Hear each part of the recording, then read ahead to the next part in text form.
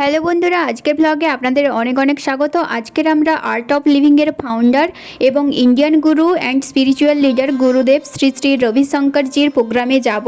তো পুরো ব্লগটি দেখতে থাকুন, আশা করছি আপনাদের সবার খুব ভালো লাগবে।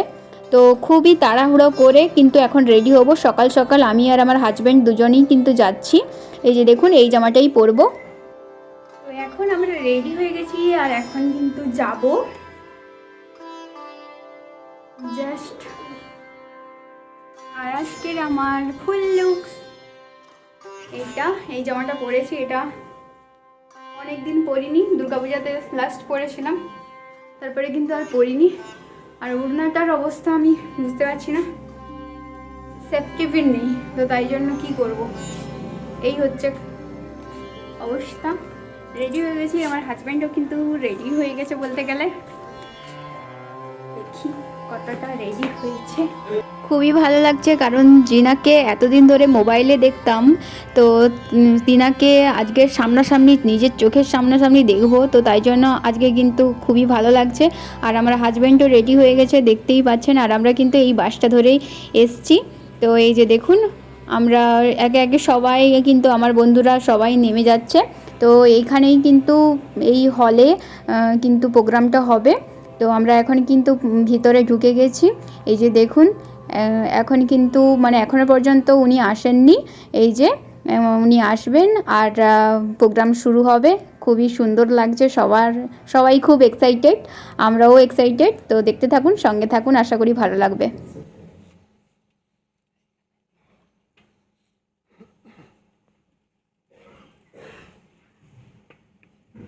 नमस्कार, जय हिंद।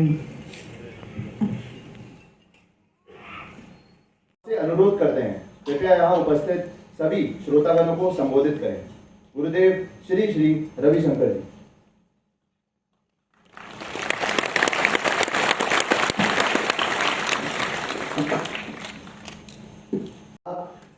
त्याग के और निष्ठा के प्रतीक है।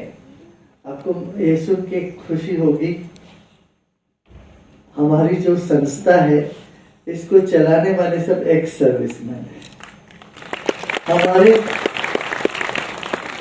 हमारे पहले जो चेयरमैन है, मैं संस्थाएं बनी है उसके जो चेयरमैन है विंग कमांडर हर्षा जी, फिर हमारे चेयरपर्सन इससे पहले थे कमोडर राव, एस.आर. राव थे। इस तरह से यहाँ से रिटायर होने के बाद वो आर्ट ऑफ लिविंग के जो विश्वव्यापी संस्था है, खासतौर से इंडियन ऑर्गेनाइजेशन है, उसको देखते हैं। तब आप समझ गए होंगे कितना डिसिप्लिन से चलता होगा। तो पूरा discipline and ethics, 100% ethics and discipline से चलाने का जो क्षमता है वो आज भी हमारे आर्म्ड फोर्सेस के पास है, आप लोगों के पास है। क्योंकि जिस कठिन ट्रेनिंग से आप गुजरते हो, ये सिर्फ आपके लिए नहीं, देश के लिए भी एक अमानत बन गया है, संपत्ति है। आज कहते हैं जब हम टफ ट्रेनिंग लेते हैं, हमारे ब्रेन के पीछे जो हिस्सा एसीसी वो मजबूत होती है। एसीसी मजबूत होने से हम इमोशनली यूं नहीं जाते, किसी तरह से हम हलचल में बहुत जल्दी बह नहीं जाते। नेशन में वर्ल्ड मेडिटेशन डे 21 दिसंबर को to quickly acclimatise there and उनका स्ट्रेंथ बढ़ा, इम्यून सिस्टम। तो इस तरह से दूसरी एक साइंटिफिक डिस्कवरी में ये बात है, हमारे जो डीएनए में हमारे सेल्स में टीलोमेरेज एक होता है। आपने सुना है? How many of you heard about telomerase? So the telomerase stops growing after 2021। 21 साल बाद वो बंद हो जाता है टीलोमेरेज। এখন কিন্তু অনুষ্ঠান শেষ হয়ে গেছে। তো এখন কিন্তু ওনাকে পুরস্কার দেওয়া হবে। তো উনি কথা বলছিলেন কমান্ডার সঙ্গে, কমান্ডোদের সঙ্গে।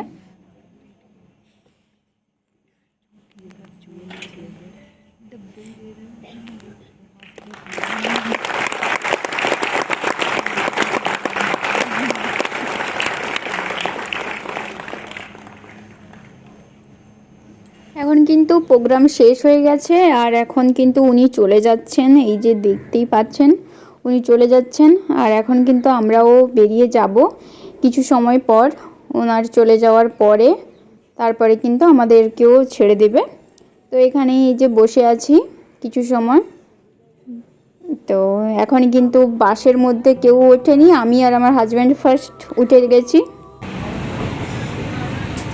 এখন এই যে বাসে উঠে পড়েছি, আর্মি বাসে। এমনি বসে আছি, এখন যাব ঘর। এই যে দেখুন রাস্তাতে কিন্তু আছি এখন, এই যে বাস যাচ্ছে। আর এইরকমই কিন্তু আর্মিদের বাসগুলো এরকম হয়, মানে একটু জেলখানা টাইপের। আজকের আমার হাজব্যান্ড, মানে প্রত্যেক হাজব্যান্ড ওয়াইফ দুজন একসঙ্গে যাচ্ছে, কিন্তু অন্যান্য সময় যখন অনলি ওয়াইফদের অনুষ্ঠান হয়, যে কোনো ওয়েলফেয়ার বা যে কোনো কিছুতেই কিন্তু এই সব বাসগুলোতেই কিন্তু আমরা, মানে আমাদের জন্য আসে, আবার আমাদেরকে ঘরে সঠিক টাইমে পৌঁছে দেয়। তো বেশ ভালো ব্যাপারটা কিন্তু। তো চলে এসেছি বাড়িতে, আর অনেকটা বেলা হয়ে গেছে, এখন কিন্তু রান্না করতে যেতে হবে। আর ওখানে গিয়েছিলাম, সত্যি মনটা শান্ত হয়ে গেছে একদম। অনুষ্ঠান দেখে বেশ ভালো লাগলো, শ্রী শ্রী রবিশঙ্করজির প্রোগ্রাম।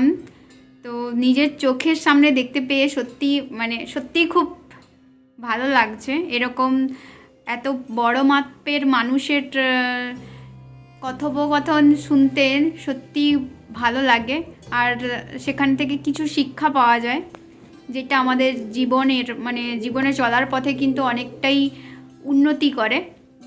তো বেশ ভালো লাগছে আজকের অনুষ্ঠান দেখে, সত্যি খুব সুন্দর লাগছে। মানে আমি বোঝাতে পারবো না, বলে বোঝাতে পারবো না, এতটাই ভালো লাগছে। যিনাকে এতদিন ধরে মোবাইলে দেখতাম, বা যাকে এতদিন ধরে মোবাইলে দেখে তার কিছু মেডিটেশান করার চেষ্টা করতাম, তো সেই তিনি সামনাসামনি আমাদেরকে বলছে বা সেটা করাচ্ছে উনি। তো সত্যি এটা সত্যি একটা ব্লেসিংস। আর উনি যাওয়ার সময় বলেও ছিলেন যে সবাইকে, মানে ওনার ব্লেসিংস দিচ্ছে। তো মানে এত বড় মাপের মানুষ, আর সেখানে আমরা এতটাই ছোট, সেখানে যদি এত বড় মাপের মানুষের, তাহলে নিশ্চয়ই ওনার যে ব্লেসিংস এতটুকুও যদি আসে, তাহলে আশা করি জীবনে সত্যি অনেক উন্নতি হবে। এটা মানে সবসময় পজিটিভ ভেবেই চলাটা ভালো। তো জীবনে উন্নতি হবে আজ থেকে, তাহলে আমি ভাববো যে আমার জীবনে উন্নতি হতে যাচ্ছে। তো ভালো লাগছে, আনন্দ পাচ্ছি। আর সত্যি তো গুণী মানুষের সঙ্গে থাকলে, মানে গুণী মানুষের সঙ্গে থাকলে আপনি গুণীই হবেন, আর খারাপ মানুষের সঙ্গে থাকলে আপনি খারাপ হবেন। তো মানুষ, এবারে এটা তো নয় যে খারাপ মানুষকে তাহলে কি মেরে ফেলবো বা এ করবো, তা নয়, কিন্তু তাদের কাছ থেকে অ্যাভয়েড থাকতে হয়, তাদের কাছ থেকে দূরত্ব নিজেকে তৈরি করে নিতে হয়। যে না, যখন দেখবেন যে আমার জীবনের পক্ষে বা আমার জন্য ইনি সুটেবল না, তো তার কাছ থেকে সাইড হয়ে যাওয়াটাই বেটার। যেটা আমি কিন্তু করি, মানে উনি আজকে যেটা বলছেন, ওনার শোনার আগে, মানে ওনার কথোপকথন শোনার আগে আমাদের বাড়িতেই এরকমভাবেই শিক্ষা দিয়েছে আমাদেরকে, যে যখন দেখবে যে তোমার সুটেবল নয়, তাহলে তাকে কি আর মেরে ফেলবে, নাকি তাকে বাদ দিয়ে দিতে পারবে না? কোনো তো কিছু করতে পারা যাবে না, কারণ আমাদের হাতে তো কিছু নেই। কিন্তু আমরা কি করতে পারি? আমরা করতে পারি তাদের কাছ থেকে দূরত্ব বজায় রাখতে, অ্যাভয়েড করতে। যে আমি চাইছি না তাদের খারাপ হোক, কিন্তু আমিও চাইবো না যে তাদের জন্য আমার কিছু খারাপ হোক। আলটিমেট আমার সবার ভবিষ্যৎ সবাইকে নিজেকেই দেখতে হয়। তো এটাই, যে আমি আমি মানুষের ক্ষতি চাইছি না, বা কিন্তু আমার যদি কেউ ক্ষতি করতে চায় তাহলে কিন্তু তাকে আমাকে প্রোটেস্ট করার ক্ষমতা রাখতে হবে।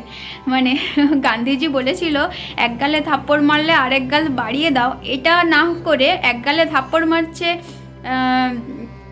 তখন নেতাজি বলেছিল যে এক গালে থাপ্পড় মারলে আর তুমিও এক গালে থাপ্পড় দিয়ে দাও, কিন্তু ওই দুটোর কোনোটা না হয়ে যদি এক গালে থাপ্পড় মারছে, আমি যদি জানি যে ওই মানুষটা মারবে আবার, তাহলে ওর কাছ থেকে দূরে সরে যাওয়াটাই বেটার আমার মনে হয় যেটা। আর যদি সেরকম কোনো মানুষ হয় তাহলে এক গালে থাপ্পড় মারলে আরেক গালে থাপ্পড় দিয়ে দেওয়াই উচিত। মানে আমি তো এটার সমর্থক, আমি এটাকে সমর্থন করি যে এক গালে থাপ্পড় মারলে আরেক গালে থাপ্পড় দিয়ে দাও, তারপরে যা হয় হবে, দেখা যাক কি হয় এটা। কিন্তু হয়তো বয়সে বড়, বা হয়তো সবাইকে তো আর থাপ্পড় মারার ক্ষমতা থাকে না, যে আমি যাকে, হ্যাঁ বন্ধুবান্ধব হলে হয়তো দিয়ে দিলাম, কিন্তু বা বন্ধুবান্ধব বা ছোটো ভাই বা কেউ হয়তো খুব বদতমিজ করছে, তো তখন কিন্তু দিয়ে দিলাম একটা থাপ্পড়। কিন্তু যখন আপনার থেকে এজে বড় বয়স্ক মানুষ, কি হাসি পেয়ে যাচ্ছে, যাদেরকে মনে হবে যে আপনি সহ্য করতে পারছেন না, বা এরা সত্যি মানে এরা থাপ্পড় খাওয়ার যোগ্য কিন্তু তাও দেওয়া যাবে না, তো তাদের কাছ থেকে কাট, দূরত্ব, এটাই বেস্ট। অনেক বকর বকর করে ফেলছি, চলুন এখন রান্না করা যাক। এই যে দেখুন বাজার দিয়েছে, অনেকগুলো গাজর দিয়েছে, অনেকগুলো গাজর, টমেটো, আর এটা আগের আলু ছিল, লেবুটাও আগের ছিল। এই যে দুটো ফুলকপি দিয়েছে, আলু দিয়েছে, পেঁয়াজ দিয়েছে, সব কিছুই দিয়েছে। এই ফুলকপিটা একটু কেমন একটা লাগছে, তো এটাই আগে রান্না করব। কেমন একটা বলতে এই যে এই ফুলগুলো খসে পড়েছে সেটাই। তবে গাজরগুলো বেশ ভালো ভালো গাজর দিয়েছে, জাস্ট দেখুন একদম টাটকা। যেহেতু আজকের অনুষ্ঠানে গিয়েছিলাম, তো তাই জন্য আজকে কিন্তু অলরেডি দেরি হয়ে গেছে, তাই জন্য আজকে কিন্তু দুটো তরকারি আর করব না, অনলি আলু, ফুলকপি, গাজর দিয়ে একটু আর বড়ি দিয়ে ঝোল করব, আর ভাত, একটাই তরকারি। আর ডাল কিন্তু আজকের করব বলেছিলাম, তাও কিন্তু আমার হাজব্যান্ড বলছে আর ডাল করতে হবে না, একটু অনেক দিন থেকে ঝোল খাওয়া হয়নি, তো ঝোল তরকারি করো। তো সেই জন্য কিন্তু আলু ফুলকপি গাজর দিয়ে একটু ঝোল বানাবো। আর সত্যি বলতে আলু ফুলকপি গাজর দিয়ে যদি ভেটকি মাছের বা রুই মাছের যে ঝোলগুলো হয় না, সেগুলো কিন্তু খেতে খুবই ইচ্ছে করে, মন চায়, কিন্তু এখানে তো মাছই পাওয়া যায় না বলতে গেলে, তো সেই জন্য আর হয় না। আজকের অনেক দিন পর কিন্তু ঝোল হচ্ছে, আর আমার কিন্তু একটু বেশি ঝোল খেতে পছন্দ হয়, আমার মাখা মাখা তরকারি খেতে ভালো লাগে না। আর এই যে দেখুন ভাত কিন্তু বসিয়ে দিয়েছি, আর এগুলো কিন্তু ভেজে নিয়েছি সুন্দরভাবে, আর এখানে কিন্তু একটু মশলাও করে নিয়েছি। তো একটাই তরকারি করব। আর এই যে দেখুন মা অনেক বড়ি দিয়েছিল, আমি যখন রাজস্থানে আসব তো তার আগে কিন্তু মা অনেকগুলো বড়ি দিয়েছিল, আর এই বড়িগুলো কিন্তু আমাদের বাড়ির বড়ি, মানে বাড়িতেই তৈরি করে, আমার মা, কাকিমা, ঠাকুমা সবাই মিলে কিন্তু তৈরি করে। আর সেখান থেকে মাকে দিয়েছিল, আবার মা আবার আমাকে দিয়েছে, মানে এই বড়ি এখন ঘোরাফেরা করে অনেক জায়গা, বড়িটা আবার রাজস্থানও ঘুরে নিল।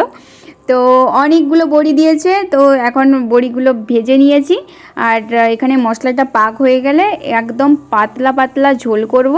অনেক দিন থেকে পাতলা পাতলা ঝোল করা হয়নি। আর ডিম থাকলে তাও ডিম দিয়ে দিতাম, কিন্তু ডিম গাড়ি না আসার কারণে কিন্তু ডিম আর কেনা হচ্ছে না, আর ডিম কিনতে গেলে বেশি দাম, আর যখন গাড়িতে আসে তো ওগুলো কিন্তু কম দাম, তাই জন্য আমরা গাড়িটাই বেশি প্রেফার করি, গাড়ি এলে গাড়ি থেকে কিন্তু নিয়ে নিই। তো সেই জন্য আর কেনা হয়নি।